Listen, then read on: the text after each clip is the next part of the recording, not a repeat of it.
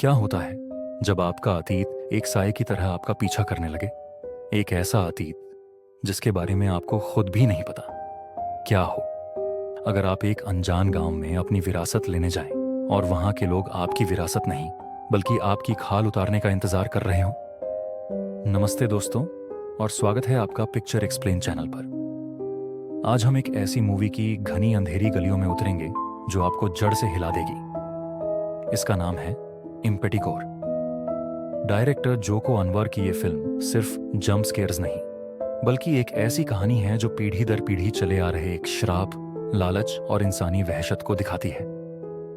तो अपनी lights off कर दीजिए, क्योंकि हम जा रहे हैं हरजो सारी, उस श्रापित गांव में जहां बच्चों की किलकारियां नहीं, सिर्फ मौत का सन्नाटा गूंजता है। कहानी शुरू होती है माया और उसकी सबसे अच्छी दोस्त डीनी से। दोनों शहर में टोल बूथ ऑपरेटर की आम सी जिंदगी जी रही है।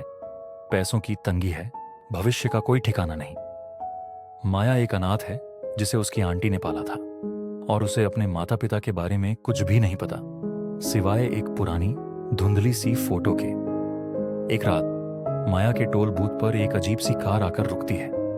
उसका ड्राइवर उसे घूरता रहता है और अजीबोगरीब बातें करता है। वो कहता है, हम तुम्हारे परिवार को ढूंढ रहे हैं। इससे पहले कि माया कुछ समझ पाए, वो आदमी एक बड़े से खंजर से उस पर हमला कर देता है। वो चिल्ला रहा होता है कि माया को मारना जरूरी है ताकि गांव का श्राप टूट सके। पुलिस उस हमलावर को गोली मार देती है, लेकिन वो माया के दिमाग में एक सवाल छोड़ जाता है। आखिर वो कौन था? वो किस गांव की बात कर रहा था? और उस श्राप का क्या मतलब है? इस हमले के बाद माया और डीनी को उस हमलावर के पास से एक पुरानी फोटो मिलती है जिसमें माया के असली माता पिता हो सकते हैं।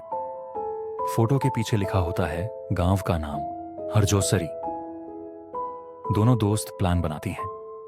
माया को लगता है कि उसके माता पिता शायद अमीर थे और गांव में एक बड़ा सा घर उसकी विरासत में छोड़ गए होंगे।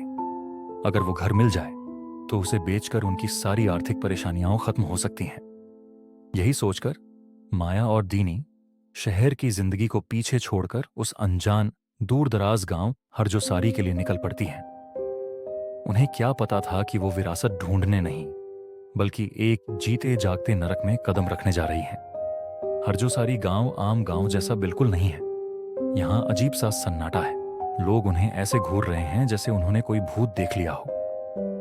गांव में एक भी बच्चा नहीं दिखता, और सबसे अजीब चीज, यहां कब्रिस्तान में बच्चों की कब्रें तो हैं पर उन पर नाम नहीं लिखा। वो गांव के सरपंच की सप्तादी से मिलते हैं, जो एक वयंकुलित पपेटियर है, यानी कठपुतली बनाने वाला। वयंकुलित एक तरह का शैडो पपेट थिएटर होता है। की सप्ताडी उनसे मीठे मीठे बोलता है, लेकिन उसकी आंखों में एक अजीब सी ठंडक है। माया को आखिरकार अपना पुराना घर मिल जाता है। वो एक बड़ा खंडहर हो चुका घर है जिसके हर कोने से अजीब सी नेगेटिव एनर्जी आ रही है। घर की तलाशी लेते वक्त माया को पुराने वयंकुलित कठपुतलियों का एक कलेक्शन मिलता है। ये पपेट्स आम कठपुतलियों जैसे नहीं लगते, ये बेहद अजीब और डरावने हैं।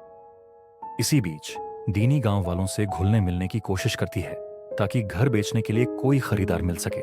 उसे पता चलता है कि पिछले 20 सालों से इस गांव में जो भी बच्चा पैदा हुआ है वो बिना खाल के पैदा हुआ है और कुछ ही देर में मर जाता है। गांव वालों का मानना है कि ये एक श्राप है और यहीं से कहानी अपना सबसे भयानक मोड़ लेती है। डीनी को गांव का एक आदमी मिलता है जो उसे घर खरीदने के बहाने एक सुनसान जगह ले जाता है। डीनी को उस पर शक होता है और वो भागने की कोशिश करती है, लेकिन वो पकड़ी जाती है। गांव वाले उसे पकड़ लेते हैं और उसकी खाल उतार देते हैं जिंदा, क्योंकि उन्हें लगा था कि डीनी ही वो लड़की है जिसे वो ढूंढ रहे थे।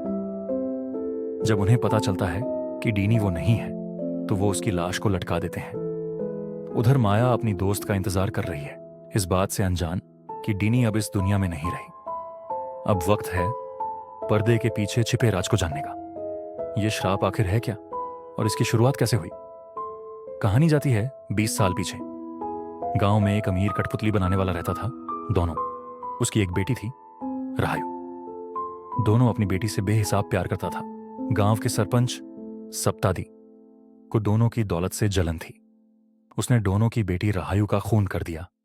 अपनी बेटी की मौत से पागल होकर दोनों ने काले जादू का सहारा लिया। उसने शैतान से एक सौदा किया। उसने शैतान से अपनी बेटी को वापस मांगा। बदले में शैतान ने एक कीमत मांगी, 3 और बच्चों की खाल, जिनके खून से वो रहायु को जिंदा करेगा। दोनों ने शैतान के कहने पर गांव के 3 बच्चों को मारकर उनकी खाल उतार ली और उन खालों से 3 वयंकुलित पपेट्स बनाए। इसी काले जादू से उसकी बेटी रहायु जिंदा हो गई, लेकिन इसकी कीमत पूरे गांव को चुकानी पड़ी। उस दिन के बाद से गांव पर श्राप लग गया। गांव में पैदा होने वाला हर बच्चा बिना खाल के पैदा होने लगा और मरने लगा। गांव की एक दाई एनवाई मिसनी को यह सारी सच्चाई पता थी।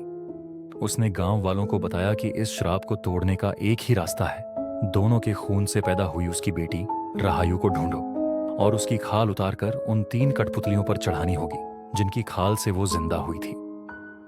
गांव वाले सालों से रहायु को ढूंढ रहे थे और अब आता है फिल्म का सबसे बड़ा ट्विस्ट, जिसे हम अब तक माया समझ रहे थे। वो माया नहीं है, वही रहायु है, दोनों की बेटी। उसके माता पिता जिन्होंने उसे पाला था वो डोनो के नौकर थे। जब उन्होंने देखा कि गांव वाले रहायु को मारने आ रहे हैं तो वो उस बच्ची को लेकर शहर भाग गए थे और उसका नाम बदलकर माया रख दिया था, ताकि वो इस श्राप से दूर एक सामान्य जिंदगी जी सके। और जिस आदमी ने शुरू में माया पर हमला किया था वो की सप्तादी का ही भेजा हुआ आदमी था, जो आखिरकार रहायु को ढूंढने में कामयाब हो गया था। अब माया यानी रहायु को पूरी सच्चाई पता चल चुकी है। उसे यह भी पता चल चुका है कि उसकी दोस्त दीनी मारी जा चुकी है। अब पूरा गांव उसकी जान का प्यासा है। कि सप्ताडी और नी मिसनी के नेतृत्व में गांव वाले उसे मारकर उसकी खाल उतारने के लिए आ रहे हैं। क्लाइमैक्स में हम एक जबरदस्त चेस सीन देखते हैं। रहायु अपनी जान बचाने के लिए भाग रही है। वो अपने बाप दोनों के बनाए हुए एक गुप्त बेसमेंट में छिप जाती है। वहीं पर सप्ताडी और उसके बीच लड़ाई होती है। रहायु सप्ताडी को मार देती है, लेकिन नी मिसनी उसे पकड़ लेती है और गांव वालों के हवाले कर देती है। गांव वाले उस पर काबू पाकर उसे उस जगह ले जाते हैं जहां रिचुअल होना है। वो उसे जमीन में गाड़ देते हैं और उसकी खाल उतारने की तैयारी करते हैं। रहायु के पास बचने का कोई रास्ता नहीं है, लेकिन तभी एक चमत्कार होता है। जमीन के नीचे से उसकी असली मां, जिसे डोनो ने काले जादू से जिंदा किया था, की आत्मा निकलती है। वो एक भयानक रूप में आती है और नी मिसनी समेत कई गांव वालों को मार देती है। इसका फायदा उठाकर रहायु वहां से भाग निकलती है। मूवी के एंड में हम देखते हैं कि रहायु एक बस में बैठकर उस गांव से हमेशा के लिए दूर जा रही है। वो जिंदा तो बच गई, लेकिन उसने अपनी दोस्त को खो दिया और एक ऐसा सच जाना जिसने उसकी पूरी जिंदगी बदल दी। लेकिन क्या श्राप टूटा? इसका जवाब है शायद नहीं। एंडिंग सीन में हम देखते हैं कि सप्तदी का बेटा, जो गांव का अगला सरपंच बनेगा, उन्हीं 3 श्रापित कठपुतलियों को अपने पास रखता है। ये इशारा है कि लालच और अंधविश्वास की ये कहानी अभी खत्म नहीं हुई है।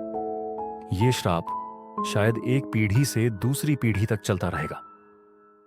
इम्पेटिगोरे सिर्फ एक भूत की कहानी नहीं है, ये इंसान के अंदर छिपे शैतान की कहानी है।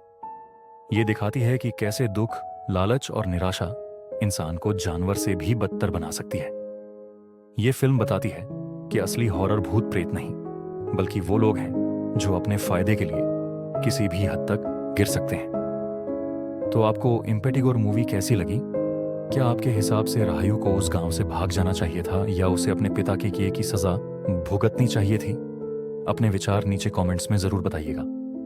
अगर आपको ये वीडियो पसंद आया हो तो इसे लाइक करें, अपने दोस्तों के साथ शेयर करें जिन्हें हॉरर मूवीज पसंद है, और पिक्चर एक्सप्लेन चैनल को सब्सक्राइब करना बिल्कुल मत भूलिएगा। मिलते हैं अगले वीडियो में एक और दिल दहला देने वाली कहानी के साथ। तब तक के लिए स्टे क्यूरियस, स्टे सेफ।